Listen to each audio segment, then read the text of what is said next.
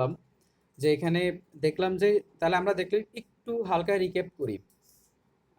হালকা একটু রিক্যাপ করি, সেটা হচ্ছে আমরা মোট ৫ জন কবি পাইছি এই পর্যন্ত। আমরা যে কজন কবি পাইছি মানে আপনার কি বলা যায় চণ্ডীমঙ্গল কাব্যের প্রথম কবি আমরা দেখলাম চণ্ডীমঙ্গল কাব্যের আদি কবি মানিক দত্ত, শ্রেষ্ঠ কবি কবি কঙ্কন মুকুন্দরাম চক্রবর্তী। কবি কঙ্কন হচ্ছে তার উপাধি, জমিদার রঘুনাথ তাকে এই উপাধিটা দিল। সারমর্মটা বলতেছি, কি কি আপনাকে পড়তে হবে। এরপর এরপর আরো কয়েকজন কবি আছে, এর মধ্যে উল্লেখযোগ্য কবি হচ্ছে দ্বিজ মাধব। তার কাব্যের নাম হচ্ছে সারদা মঙ্গল, তাকে বলা হয় স্বভাব কবি। দ্বিজ রামদেব, তার কাব্যের নাম হচ্ছে অভয়া মঙ্গল। মুক্তরাম সেন, তার কাব্যের নাম হচ্ছে সারদা মঙ্গল। এগুলো মনে রাখতে হবে। সারদা মঙ্গল, অভয়া মঙ্গল, এগুলো সবগুলো চণ্ডী মঙ্গল। ঠিক আছে, এটা মাথায় রাখতে হবে। এরপর অকিঞ্চন চক্রবর্তী, উনি হচ্ছে চণ্ডী মঙ্গল কাব্যের সর্বশেষ কবি। তার উপাধি হচ্ছে কবীন্দ্র। তাহলে কবীন্দ্র কার উপাধি? অকিঞ্চন চক্রবর্তীর। তিনি চণ্ডীমঙ্গল কাব্যের শেষ কবি, সর্বশেষ কবি। এবং আমরা দেখলাম যে চণ্ডীমঙ্গল কাব্যের শ্রেষ্ঠ কবি হচ্ছে, আবার বলতেছি, কবি কঙ্কন মুকুন্দরাম চক্রবর্তী। তার কাব্যের নাম হচ্ছে শ্রী শ্রী চণ্ডীমঙ্গল কাব্য। এবং এখানে পৃষ্ঠপোষকতা দান করছে জমিদার রঘুনাথ। এবং মধ্যযুগের সবচেয়ে প্রতিবাদী চরিত্র আমরা চণ্ডীমঙ্গল থেকেই পাই। প্রতিবাদী নারী চরিত্র, মধ্যযুগের সবচেয়ে প্রতিবাদী নারী চরিত্র আমরা চণ্ডীমঙ্গল থেকে পাই, তার নাম হচ্ছে ফুল্লুরা। মধ্যযুগের সবচেয়ে ষড়যন্ত্রকারী খল চরিত্র ভারদত্ত, তাকে আমরা চণ্ডীমঙ্গল থেকে পাই। মধ্যযুগের সবচেয়ে ঠক বা প্রতারক বা ধূর্ত চরিত্র হচ্ছে মুরারি শীল, এইটাকে আমরা চণ্ডীমঙ্গল কাব্য থেকে পাই। এখন দ্বিজ মাধব বা দ্বিজ রামদেব বা মুক্তরাম সেন, অকিঞ্চন চক্রবর্তী, এগুলা নিয়ে আমাদের আলোচনা হয়ে গেছে। এবং আপনারা অকিঞ্চন চক্রবর্তীর একটা উপাধি হচ্ছে কবীন্দ্র, এটা মাথায় রাখবেন। আর দ্বিজ মাধবকে বলা হয় স্বভাব কবি। আচ্ছা, এবার আমরা চণ্ডীমঙ্গল কাব্য থেকে বের হয়ে যাই। এখন দেখেন শুরু হবে এখন ধর্মমঙ্গল কাব্য। এই ধর্মমঙ্গল কাব্য এটা হচ্ছে মঙ্গল কাব্যের একটা মানে একটা মানে এটা খুব বেশি যে জনপ্রিয় বিষয়টা এমন না। তো এখানে ধর্মমঙ্গল কাব্যের আহ, ধর্ম ঠাকুর মানে ধর্ম ঠাকুরের মহত্ব এখানে প্রচার করা হয়। ধর্ম ঠাকুর সাধারণত নিম্ন শ্রেণীর একজন দেবতা, যিনি ডোম যিনি ডোম এবং অন্য অন্য যেই জেলে বা যারা আছে ওদেরকে এমনি ধরেন বর দিয়ে দেয়, যে কারো সন্তান নাই বর দিয়ে দিছে, কারো প্রবলেম তাকে বর দিয়ে দিছে। এটা হচ্ছে ধর্মমঙ্গল কাব্যের প্রধান ধারা, তাকে পুরুষ দেবতা ভাবা হয় মোটামুটি। তো এখন ধর্ম ঠাকুরের মহত্ব প্রচারই হচ্ছে ধর্মমঙ্গল কাব্যের একমাত্র বৈশিষ্ট্য। এবং এখানে এখানে বলা হচ্ছে যে তাহলে ধর্মমঙ্গল কাব্যের দুইটা কাহিনী আছে, একটা হচ্ছে রাজা হরিশ্চন্দ্রের কাহিনী আর একটা হচ্ছে লাউ সেনের কাহিনী। এখন এখানে ধর্মমঙ্গল কাব্যের আদি কবি বলা হয় ময়ূর ভট্ট, খুব ইম্পর্টেন্ট, যে ধর্মমঙ্গল কাব্যের আদি কবি হচ্ছে ময়ূর ভট্ট।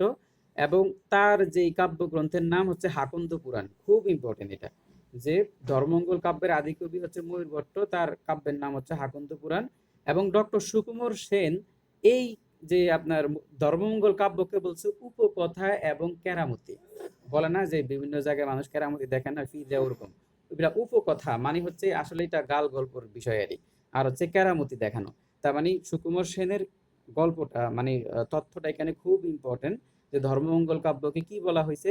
উপকথা এবং কেরামতি। আর এটার আদি কবি হচ্ছে ময়ূর ভট্ট। রাজা হরিশ্চন্দ্রের কাহিনী এবং লাউ সেনের কাহিনী এখানে গুরুত্বপূর্ণ। এখন ধর্মমঙ্গল কাব্যের অনেকগুলা কবি আছে, এত কবি নাম মনে রাখার দরকার নেই, আপনার মনে রাখতে হবে গণরাম চক্রবর্তীকে। আচ্ছা, আসে নাই, তাহলে ধর্মমঙ্গল কাব্যের স্লাইড নিয়ে আসতেছি।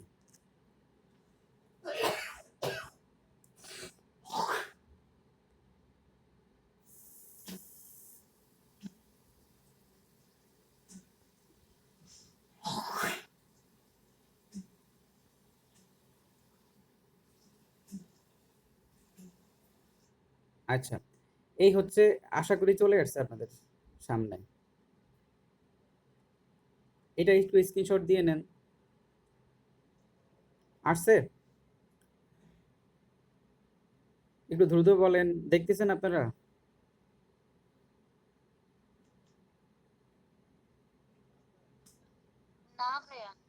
দেখতেছেন না ঘটনা কি আজকে একটু বেশি ভাইয়া দেখতেছি এখন। এখন দেখতেছেন?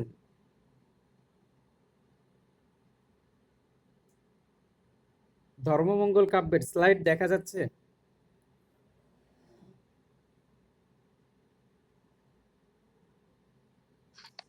জি ভাই, দেখা যাচ্ছে ভাই। হ্যাঁ, একটু একটু দ্রুত রেসপন্স করলে ভালো হতো। দেখেন তো আমাদের তো ধরেন টাইমের ব্যাপার-স্যাপার আছে তো। তো এখন দেখেন যে ঘনরাম চক্রবর্তী উনি হচ্ছে মঙ্গল মানে ধর্মমঙ্গল কাব্যের শ্রেষ্ঠ কবি। ওনাকে বলা হয় যে গণরাম চক্রবর্তীকে বলা হয় যে ধর্মমঙ্গল কাব্যের শ্রেষ্ঠ কবি এবং ওনার নাম হচ্ছে আপনার শ্রী ধর্মমঙ্গল মানে শ্রী ধর্মমঙ্গল একটা যেই গ্রন্থটা মানে তাহলে এটা একটু ইম্পর্টেন্ট হতে পারে। আমরা দেখলাম যে গণরাম চক্রবর্তীর মানে ধর্মমঙ্গল নিয়েই নামটা লেখছে যে গণরাম চক্রবর্তী শ্রী ধর্মমঙ্গল কাব্যগ্রন্থ লেখলো। আর এটা হলো উনি হচ্ছে মঙ্গল কাব্যের শ্রেষ্ঠ কবি। আর আরেকটা হচ্ছে যে আমরা কিছুক্ষণ আগে যেটা দেখলাম যে চণ্ডী মঙ্গল কাব্যের শ্রেষ্ঠ কবি হচ্ছে কবি কঙ্কন মুকুন্দরাম চক্রবর্তী। তার কাব্যগ্রন্থের নাম হচ্ছে শ্রী শ্রী চণ্ডী মঙ্গল কাব্যগ্রন্থ। এবং তো আমরা এবার ধর্মমঙ্গল কাব্যের যে দুইটা যে ধারা মানে রাজা হরিশ্চন্দ্রের কাহিনী আর একটা হচ্ছে আপনার লাউ সেনের কাহিনী, এই দুইটাকে আমরা একটু দেখি। এখন এখানে এখানে রাজা হরিশ্চন্দ্রের কাহিনী যেটা সেটা একটু দেখেন যে রাজা হরিশ্চন্দ্র উনি ছিল একজন নিঃসন্তান একজন রাজা। তার স্ত্রীর নাম ছিল আপনার মদনা। ও আচ্ছা, এর আগের স্লাইডের, হ্যাঁ অবশ্যই নেন। আপনি একটু সাথে সাথে স্ক্রিনশট নিয়ে ফেলবেন স্লাইড আসার সাথে সাথে। এখন দেখতেছেন ধর্মমঙ্গল কাব্যের স্লাইডটা দেখা যাচ্ছে? আচ্ছা ঠিক আছে, ওকে। হ্যাঁ, তো এবার হচ্ছে আপনার রাজা হরিশ্চন্দ্রের কাহিনী লাউ সেনের কাহিনী দেখো। এটা আসছে রাজা হরিশ্চন্দ্রের কাহিনী লাউ সেনের কাহিনী, এটা আসছে কিনা? এই স্লাইডটা আসছে? আচ্ছা, তো দেখেন রাজা হরিশ্চন্দ্র তার রানীর নাম হচ্ছে মদনা, সে ছিল নিঃসন্তান এবং এই নিঃসন্তান ছিল বলে সে লজ্জায় মুখ দেখাইতে পারতো না। এই জন্য সে মনের দুঃখে এই হরিশ্চন্দ্র এবং রানী দুইজনেই আপনার মনের দুঃখে ঘুরতে ঘুরতে একটা নদীর তীরে গেল, বুল্লুকা নদীর তীরে, এটা দরকার নাই। গেল, এরপর সে দেখলো যে ওখানকার মানুষ সবাই পূজা করতেছে কারো। তো মানে মানে আপনার কি বলে যে জেলেরা ডোমেরা একসাথে হয়ে পূজা করতেছে, পরে উনিও পূজা করলো। হরিশ্চন্দ্র আর হচ্ছে আপনার রানী মদনা ওরা পূজা করলো। পূজা করার পরে ধর্ম তাদেরকে খুশি হয়ে একটা পুত্র সন্তানের বর দিল এবং বলছে এই পুত্র সন্তানকে ধর্মের নামে বলি দিতে হবে। তো বললো যে ঠিক আছে যাক, বলি দিলে দিব, পরে আগে পুত্র সন্তান দরকার। আগে তখন তাদের একটা পুত্র সন্তান হইলো, তার নাম ছিল আপনার লুইধর বা লুইচন্দ্র। তাহলে দেখলাম দুইটা চরিত্র আসলো। রাজা হরিশ্চন্দ্র, তার স্ত্রীর নাম মদনা, আর একটা তার ছেলের নাম হচ্ছে লুইধর বা লুইচন্দ্র। তো এক সময় রাজা রানী তারা প্রতিজ্ঞার কথা ভুলে গেল, হঠাৎ ধর্ম ঠাকুর তাদের সামনে আসলো ঠাকুর বেশে, সন্ন্যাসী বেশে আসলো। আসার পরে বলল যে যে তোমরা এই লাউসেন কি সরি কি নাম যে লুইচন্দ্র বা লুইদরকে আমার নামে আমাকে রান্না করে খাও। পরে এখন তারা তাদের প্রতিজ্ঞার কথা বলে নাই, তারা অবশ্যই তাকে মেরে রান্না করে ধর্ম ঠাকুরকে খাওয়াইতে দিল। পরে ধর্ম ঠাকুর এতে খুশি হয়ে গেল, পরে তাদের ছেলেকে ফেরত দিল এবং তারা ধর্ম ঠাকুর নিজের মূর্তি ধারণ করে তার ছেলেকে ফেরত দিল, খুশি হয়ে ফেরত দিয়ে দিল। এবং এটাই হচ্ছে রাজা মানে কি ধর্ম মানে রাজা মহাসমারোহে ধর্মের পূজা শুরু করে দিল, যে সবাইকে বলছে যে তোমরা ধর্মের পূজা করো। এই হচ্ছে রাজা হরিশ্চন্দ্রের কাহিনী। তার স্ত্রীর নাম মদনা, তার ছেলের নাম হচ্ছে লুইচন্দ্র এবং ধর্ম ঠাকুর নিজেই এখানকার একটা চরিত্র। এবার হচ্ছে লাউসেন। লাউসেনও ধর্মমঙ্গল কাব্যের একটা চরিত্র। তো গৌরেশ্বর একটা রাজা ছিল, তার রাজার একজন সামন্ত মানে তার অধীনস্থ একটা রাজ্য ছিল। গৌরেশ্বরের একটা অধীনস্থ রাজ্য, সেই রাজ্যের সামন্ত, সেই রাজ্যের রাজা ছিল বা সামন্ত ছিল আপনার সামন্ত রাজা মানে ওই অনুগত, নাম ছিল আপনার কর্ণসেন। এই কর্ণসেন তার পার্শ্ববর্তী আরেকজন সামন্ত রাজার আক্রমণে তার 6টা সন্তান মারা গেল।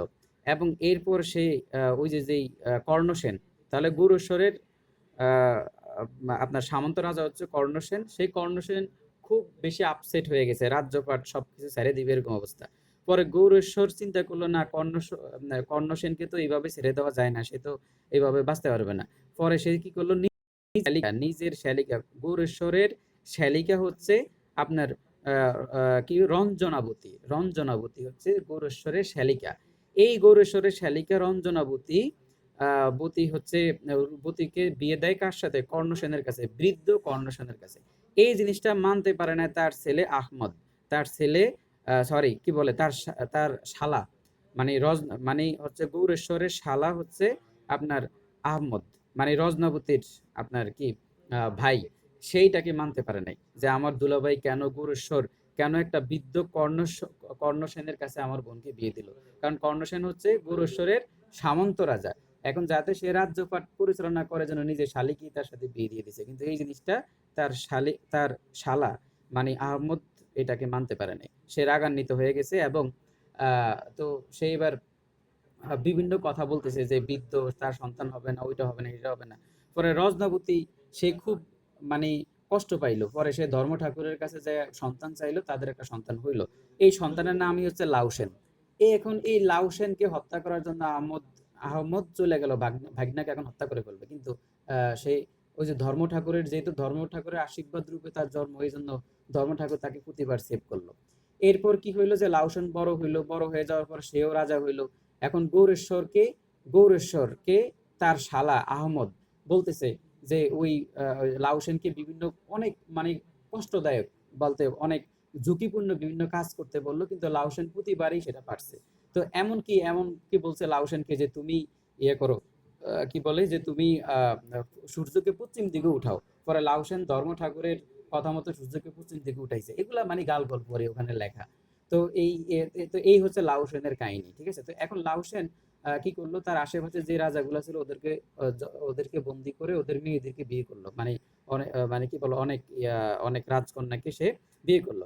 এখন সে যখন একবার যখন লাউসেনের অনুপস্থিতিতে তার মামা মানে আহমদ সে কি করলো, লাউসেনের রাজ্য আক্রমণ করলো, কিন্তু তার স্ত্রী লাউসেনের যে স্ত্রী ছিল, স্ত্রীর কাছে তার মামা পরাজিত হয়ে গেছে। মানে স্ত্রীর কাছে পরাজিত হয়ে, তার লাউসেনের স্ত্রীর কাছে, স্ত্রীর নামটা এখানে বলা হয় নাই, স্ত্রীর কাছে পরাজিত হয়ে গেছে। এবার এবার গৌরেশ্বরকে প্রচলিত মানে বললো যে তুমি লাউসেন যেহেতু এত কেরামতি জানে, এত কিছু জানে, তো লোকে বলো সূর্যটা পশ্চিম দিকে উঠাইতে। পরে লাউসেন ঠিকই সূর্যকে পশ্চিম দিকে উঠাইতে পারছে ওই ধর্ম ঠাকুরের সহযোগিতা। এইভাবে গল্পগুলা লেখা হয়েছে। এরপর সর্বশেষ এবার আহমদের কি হইলো, কুষ্ঠরোগ হয়েছে। মানে সে এত বেশি পরিমাণ অত্যাচার করছে জন্য কুষ্ঠরোগ হইলো। পরে লাউসেন ধর্ম ঠাকুরকে বললো যে আপনি ওকে মাফ করে দেন। পরে ওকে মাফ করে দিল, ওর কুষ্ঠরোগ ভালো হয়ে গেল, ঠিক আছে? এবং এই খবর তাদাম দিকে প্রচারিত হয়ে গেছে। এরপর ধর্ম ঠাকুরের পূজা ওই অঞ্চলে শুরু হয়ে গেছে, ঠিক আছে? এইভাবে পূজা প্রচার করতো। তার মানে ধর্ম ঠাকুর ছিল এমন যে সমাজের বিদ্যমান ছোট ছোট রোগ বালাই ওইটা সেটা সমস্যাগুলোকে সমাধান করে নিজের পূজা, সহজ সহজ কাজগুলা কেরামতি দেখে নিজের পূজা পালনের চেষ্টা করতো। এবং ধর্মমঙ্গলের প্রথম অংশ হচ্ছে, দেখেন ধর্মমঙ্গলের দুইটা ধারা। প্রথম অংশ হচ্ছে রাজা হরিশ্চন্দ্রের কাহিনী, এটা খুবই পুরাতন, পুরাণ থেকে নেওয়া। এইটাতে মূলত ধর্ম ঠাকুরের মূল বিষয়টা ওঠে নাই, কিন্তু পরবর্তীতে যেটা লাউসেনের যে কাহিনী, সেটাই হইল ধর্মমঙ্গল কাব্যের যথার্থ কাহিনী, ঠিক আছে? যদিও এটা পৌরাণিক কোনো, মানে লাউসেনেরটা হচ্ছে লৌকিক, ঠিক আছে? এখানে কোনো ভিত্তি নাই। আর যেটা আপনার রাজা হরিশ্চন্দ্র, ওইটা ছিল পৌরাণিক, মানে পুরাণিকের ভিত্তি আছে, ঠিক আছে? তাহলে এইটাই হচ্ছে, তাহলে যদি আপনাকে বলে যে ডিপ থেকে যে ধর্মমঙ্গল কাব্যের প্রথম মানে মঙ্গল কাব্যের কোনটা আসলে যথার্থ কাহিনী, তখন আপনাকে বলতে হবে লাউসেনেরটা যথার্থ কাহিনী। এবার আমরা দেখতেছি যে অন্নদামঙ্গল কাব্য, ঠিক আছে? যে যে অন্নদামঙ্গল কাব্য আমরা দেখতেছি যে, হ্যাঁ, যে অন্নদামঙ্গল কাব্য সেটা হচ্ছে দেবী হুম,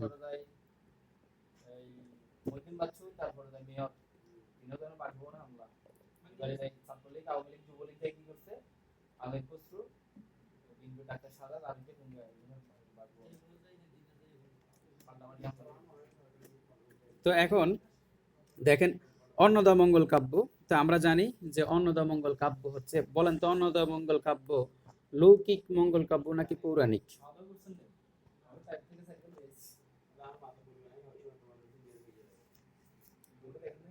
কেউ হ্যাঁ, পৌরাণিক।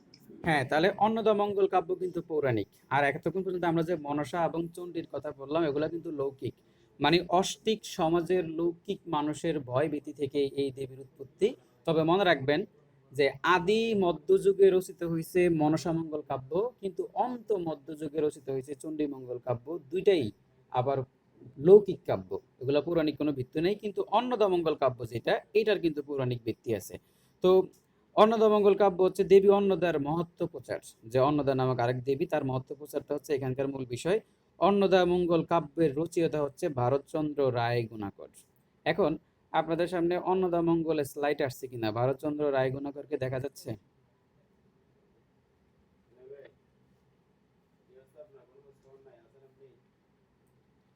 ভারতচন্দ্র রায় গুণাকর স্লাইড আসছে অন্নদামঙ্গল কাব্য? একটু দ্রুত বলেন। আসে নাই? আচ্ছা, তাহলে আমরা একটু ব্যাকে যাইয়া অন্নদা আসছে। আচ্ছা আমি জি জি আচ্ছা স্লাইডটা আবার নিয়ে আসতেছি।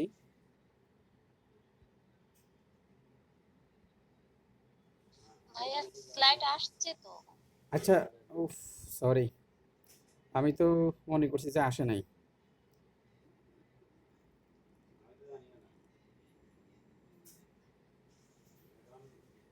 আচ্ছা আমি স্লাইডটা নিয়ে আসতেছি একটু।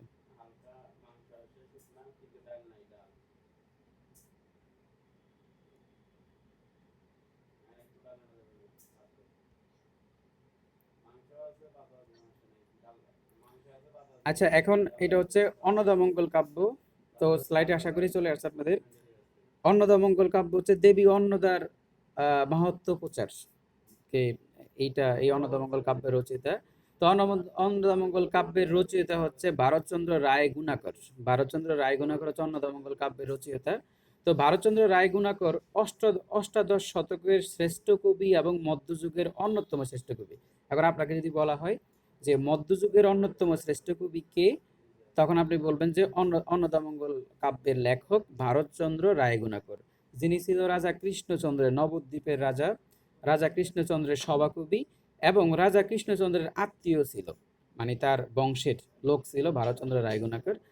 আর একটা জিনিস মাথায় রাখবেন যে মুকুন্দরাম চক্রবর্তী যে ছিল, ওনার সাথে আমাদের বর্তমান আধুনিক যুগে একজন উপন্যাসিকের মিল পাওয়া যায়। কার সাথে জানেন? মানিক বন্দ্যোপাধ্যায়। মানিক বন্দ্যোপাধ্যায় যেরকম খুব সুন্দর একজন ঔপন্যাসিক ছিল, যে সকল চরিত্রগুলাকে সে প্রতিষ্ঠিত করতে পারত, ঠিক আমাদের চণ্ডীমঙ্গল কাব্যের সেরা কবি, শ্রেষ্ঠ কবি, কবি কঙ্কন মুকুন্দরাম চক্রবর্তী, উনিও আপনার এই মানিক বন্দ্যোপাধ্যায়ের মতো খুব ভালোভাবে যে কোনো একটা চরিত্রকে, উপন্যাসের চরিত্রগুলাকে ফুটিয়ে তুলতে পারতো। তার ঔপন্যাসিক যেই মানে তার যে তিনি যেইভাবে চণ্ডীমঙ্গল কাব্যটা লিখছে, এটার সাথে মানিক দত্তের একটা গুণ ওখানে দেখা যায়, মানিক দত্তের সাথে তার একটা মিল আছে। তার মানে সে কিন্তু ভালো মাপের একজন কবি ছিল। কিন্তু তারপরেও তিনি কিন্তু মধ্যযুগের শ্রেষ্ঠ কবি নয়। মধ্যযুগের শ্রেষ্ঠ কবি হচ্ছে ভারতচন্দ্র রায় গুণাকর, নবদ্বীপের রাজা কৃষ্ণচন্দ্র। উনি মতান্তরে 1705 সালে জন্মগ্রহণ করে। এটা জন্মসাল যদি আসবে না, আমি চাইলে অনেকগুলা মানে আলাদা তথ্য দেওয়া যাবে, কিন্তু আমি চেষ্টা করতেছি যে যেগুলো পরীক্ষা আসবে ওগুলাই দেওয়ার।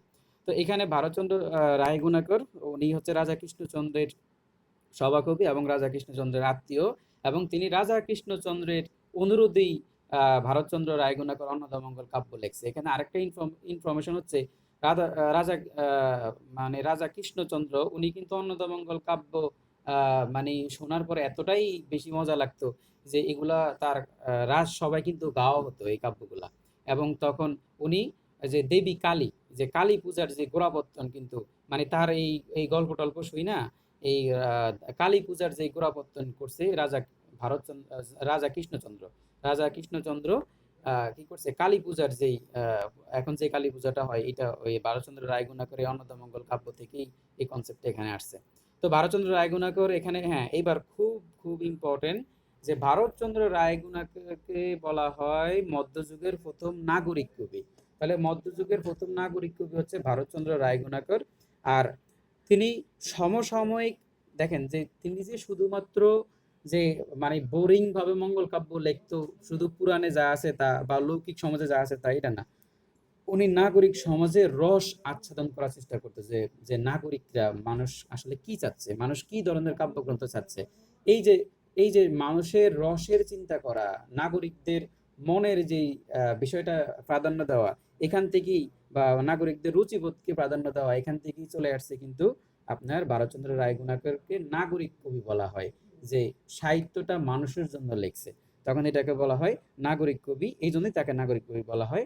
আর আহ রবীন্দ্রনাথ ঠাকুর অন্নদামঙ্গল কাব্যকে কি বলছে? রাজকণ্ঠের মণিমালা। খুবই ইম্পর্টেন্ট, যে রাজকণ্ঠের মণিমালা বলছে কি, মানে সে ভারতচন্দ্র রায়গুণাকরকে খুবই তেল মারছে রবীন্দ্রনাথ ঠাকুর, বলছে এটা হচ্ছে রাজকণ্ঠের মণিমালা। তো এরপরে ভারতচন্দ্র রায়গুণাকের সম্বন্ধে স্লাইড পরিবর্তন হয়েছে আপনাদের, মানে অন্নদামঙ্গল লেখা দেখেন যে ভারতচন্দ্র রায়গুণাকর শেষের দিকে ভারতচন্দ্র রায়গুণাকর অনন্য সাহিত্যকর্ম, এরকম কোন হেডলাইন আপনারা দেখতেছেন? আচ্ছা, তো এখন দেখেন যে ভারতচন্দ্র রায়গুণাকরের অনন্য সাহিত্যকর্মগুলা কি। তো ভারতচন্দ্র রায়গুণাকর সম্বন্ধে খুব ভালো করে পড়বেন, এটা এখান থেকে কিন্তু প্রশ্ন আসে। তো ভারতচন্দ্র রায়গুণাকর গুণাকরের সাহিত্য, প্রথম সাহিত্য হচ্ছে সত্যনারায়ণের পাঁচালী। তাহলে ওনার সর্বপ্রথম সাহিত্যের নাম হচ্ছে সত্যনারায়ণের পাঁচালী। এবং এটা কত সালে লিখছে সেটা দরকার নাই আপনার। সত্যনারায়ণের পাঁচালী হচ্ছে তার প্রথম রচিত সাহিত্য, মানে প্রথম রচিত সাহিত্য সত্যনারায়ণের পাঁচালী। এই কবিতার মধ্য দিয়ে তিনি কবি হিসেবে সমদর লাভ করেন, মানে তার একটু ভাবসাব আসছে, সে একজন কবি হিসেবে বুঝছে। এবং তার একটা সুন্দর একটা গুণ ছিল যে সে ফার্সি এবং উর্দু, দেখেন সে কিন্তু হিন্দু ছিল, কিন্তু ওই সময় মুসলমানরা রাজা ছিল, সো ফার্সি ছিল, ফার্সি এবং উর্দুতে যদি শায়ের গাইতো ওই সময় সেইটার দাম বেশি ছিল। যে ওই যে দেখেন না ফার্সি ভাবে ফার্সি গজলগুলো এখনো আছে যে আমরা শুনি। তো ফার্সি এবং আপনার উর্দু, এগুলাতে যদি কেউ কবিতা লিখতে পারতো তাহলে তার মুসলমান রাজাদের কাছে তার একটু সমাদর বেশি হইতো, এই জন্য সে ফার্সি এবং উর্দু শিখছে। এবং সেখানে সে সাবলীল ভাবে ব্যবহার করতে পারতো একজন হিন্দু হওয়া সত্ত্বেও। এবার তার অনন্য সাহিত্যকর্ম, অনন্য সাহিত্যকর্ম, তার একটা সাহিত্যকর্ম জি। ভাইয়া আমরা তো পড়ছি ভারতচন্দ্র রায়গুণাকারের অন্যতম সাহিত্যকর্ম হচ্ছে সত্য পীরের পাঁচালী, কিন্তু এইখানে তো লেখা না না না, সত্যনারায়ণের পাঁচালী। এটা আচ্ছা, সত্যপীরের পাঁচালী এখানে কি লেখছে? সত্যনারায়ণের পাঁচালী। হ্যাঁ এখানে, হ্যাঁ এটাও, এটা একটা ভালো ইনফরমেশন আপনি বলছেন। এবং এটা কিন্তু, এটা হয়তো বা, হ্যাঁ আমি মনে হয় সত্যপীরের পাঁচালী বলছি মনে হয় কয়েকবার, কিন্তু এখানে লেখা সত্যনারায়ণের, ঠিক আছে। হ্যাঁ ভাইয়া, হ্যাঁ আমিও কিন্তু সত্যপীর, এমনিতেও আমরা পড়ছি হ্যাঁ আমরা সত্যপীর, পাঁচালী। তাহলে এখানে হয়তো বা এটা প্রিন্টিং মিস্টেক হতে পারে, বুঝছেন। এটা সত্যপীরের পাঁচালী হবে, আমার কাছে মনে হচ্ছে সত্যপীরের পাঁচালী, সত্যনারায়ণ হবে না, হয়তো বা এটা ওরা হয়তো বা এটা প্রিন্টিং মিস্টেক করছে। আর এখানে এখানে দু একটা প্রিন্টিং মিস্টেক আছে, এটা আমরা জানি। আচ্ছা ঠিক আছে, যাই হোক, তো এটা আপনারা তো জানেন প্রিন্টিং মিস্টেক, এটা ধরে ফেলছেন। তো এখানে তার প্রথম রচনা, অন্যতম না, এটা হচ্ছে তার প্রথম রচনা, ঠিক আছে। তাহলে সত্যপীরের পাঁচালী হচ্ছে তার প্রথম রচনা। আচ্ছা এখানে, এখানে হচ্ছে অন্যতম, আর এটার মধ্যে উম, আচ্ছা আপনারা খুব ভালো একটা জিনিস আনছেন, এটা আমি আপনাদের এই বিষয়টা নিয়ে সামনের দিন আমরা এটা নিয়ে আলোচনা করব, সত্যনারায়ণের পাঁচালী। আহ, এটা এটা নিয়ে আমরা, যেমন আমরা জানি যে সত্যপীরের পাঁচালী হচ্ছে অন্যতম, আর কি সত্যনারায়ণের পাঁচালী নিয়ে কি কোনো প্রথম রচনা তার আছে কিনা এটা জিজ্ঞাসা করব। তবে আমার টেলিগ্রাম গ্রুপে আমি ওদের P2 এ টেলিগ্রাম গ্রুপে আমি এটা নিয়ে কথা বলবো ওদের সাথে। তা আমরা আপাতত মনে করি যে সত্য পীরের পাঁচালী অথবা সত্যনারায়ণের পাঁচালী, এই বিষয়টাকে আমরা একটু এক সাইডে রাখি, ঠিক আছে। তো ঠিক আছে, এটা নিয়ে আমরা আগামীকাল কথা বলবো। যেহেতু এখানে একটা মিস্টেক হয়েছে আর স্লাইডটা যেহেতু ওরা তৈরি করছে, তাহলে ওদের থেকে কনফিউশনটা আমরা সেরে নিব। এবার দেখেন তার অন্যতম, অনন্য সাহিত্য, অনন্য মানে যেটা একদম তাকে আলাদা করছে, সেটা হচ্ছে একটা অনুবাদ। আপনার সেটা হচ্ছে রসমঞ্জরি, রসমঞ্জরি হচ্ছে তার অনুবাদ। দেখেন ভারতচন্দ্র রায়গুণাকর সম্বন্ধে খুব ভালোভাবে পড়বেন, এখান থেকে কিন্তু আসতে পারে ভালো, কারণ এটা উনি তো খুব গুরুত্বপূর্ণ। তো তার অনুবাদিত একটা কাব্যগ্রন্থ আছে যার নাম হচ্ছে আপনার রসমঞ্জরি। তাহলে এখন রসমঞ্জরি সে কোন জায়গা থেকে সে অনুবাদ করছে, এটা কিন্তু ইম্পর্টেন্ট, যে সে আসলে এই রসমঞ্জরিটা সে কোথা থেকে পাইলো। এখানে তার এখানে বলা হচ্ছে তার প্রথমটা, আচ্ছা হ্যাঁ আমরা সমস্যাটা এখনই সমাধান করি। তো এখানে যে সমস্যাটা সেটা হচ্ছে যে সত্যপীরের পাঁচালী হচ্ছে তার অন্যতম সত্যপীরের পাঁচালী হচ্ছে তার না, সত্যপীরের পাঁচালী হচ্ছে তার অন্যতম। আর ইয়াটা হচ্ছে কি বলে, হ্যাঁ, সত্যপীরের পাঁচালী হচ্ছে তার অন্যতম, বুঝছেন। আর আহ সত্যনারায়ণের পাঁচালী এইটা হচ্ছে তার প্রথম। তাহলে সত্যনারায়ণের পাঁচালী হচ্ছে তার প্রথম, আর সত্যপীরের পাঁচালী হচ্ছে আপনার অন্যতম। এই বিষয়টা একটু মানে এটা একটু কারেকশন, মানে এটা ওদেরকে জিজ্ঞাসা করা লাগবে না, এখানে একটা নতুন ইনফরমেশন। আপনাকে যদি বলে যে সত্যপীরের পাঁচালী কি, তখন সেটা হবে অন্যতম। আর সত্যনারায়ণের পাঁচালী যেটা, এইটা লেখা সে তার কবির যেই ধর্ম, মানে তার যেই সে যে একজন কবি, এই কবির কবিত্বটা প্রকাশ পাইছে এটাতে, বুঝছেন। হ্যাঁ ভাইয়া, তাহলে কনফিউশনটা এখন আমরা ঠিক কি আছে। পাইলাম? বিদ্যাবাড়ির লেকচার হ্যাঁ, হ্যাঁ, এটা বিদ্যাবাড়ির লেকচার শিটে এটা এখন আছে। ঠিক আছে। হ্যাঁ হ্যাঁ, বিদ্যাবাড়ির লেকচার শিটে দেওয়া আছে। হ্যাঁ, তার মানে আমরা এখানে একটা বিশাল একটা কনফিউশনটাকে দূর করলাম, যে ভারতচন্দ্র রায় গুণাকরের প্রথম রচনা হচ্ছে সত্যনারায়ণের পাঁচালী। আর ভারতচন্দ্র রায় গুণাকরের অন্যতম অন্যতম যে কাব্যগ্রন্থ, অন্যতম যে উপায়, সেটা হচ্ছে সত্য পীরের পাঁচালী, সেটা হচ্ছে অন্যতম। তাহলে নারায়ণ বললে প্রথম, আর পীর বললে হচ্ছে আপনার শেষে, মানে এটা তার অন্যতম। আর অনন্য সাহিত্যের মধ্যে আরেকটা আছে, ওই যে রস মঞ্জুরি যেটা, এইটা হচ্ছে তার অনুবাদ। আর এরপরে আমরা দেখলাম যে এটি তার মিথিলার ভানু দত্তের একটি কাব্যের অনুবাদ। তাহলে দেখেন, আমরা ওই সময় বলছিলাম যে আদি যুগে মিথিলা ছিল, ওই যে মিথিলা যেটা ছিল সেটা ছিল সাংস্কৃতিক ভাষায়, সংস্কৃত ভাষায় সবচাইতে বেশি কাব্য ওখানে রচনা হইতো, এবং ওইটা ছিল সাহিত্যের আধার, ছিল মিথিলা।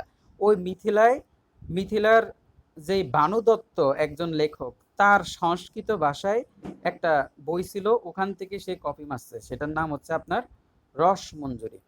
আর ভারতচন্দ্রের দুইটি গীতি কবিতা আছে, মানে দীর্ঘ কবিতা, একটা হচ্ছে গঙ্গাষ্টক আর একটা হচ্ছে আপনার নগাষ্টক। তো এখানে যে গঙ্গাষ্টক এবং নগাষ্টক হচ্ছে আপনার মানে সংস্কৃত প্রধান কাব্য। তাহলে এখানে এটা আসতে পারে যে গঙ্গাষ্টক এবং নগাষ্টক কে লিখছে, এটা খুবই ইম্পর্টেন্ট, যে গঙ্গাষ্টক এবং নগাষ্টক কে লিখছে।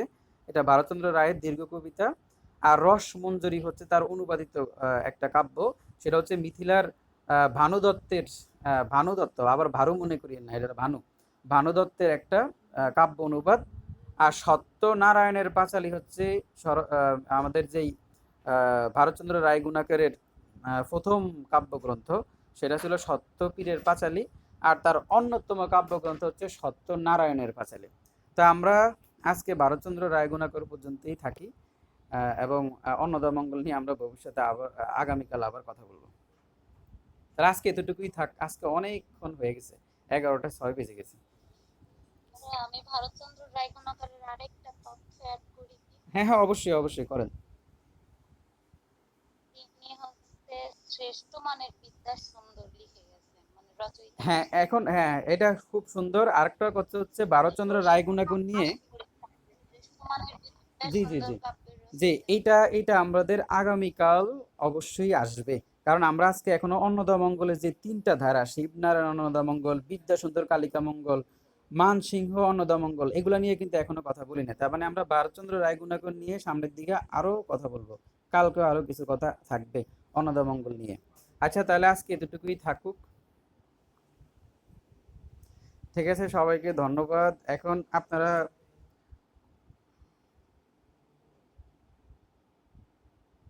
উম,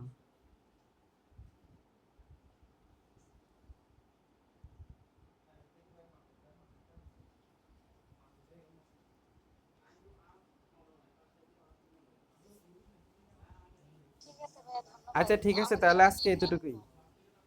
আপ- কয়জন ছিলেন আপনারা? 7 জন আছেন। আচ্ছা, ঠিক আছে, তাহলে আজকে এতটুকু থাকুক।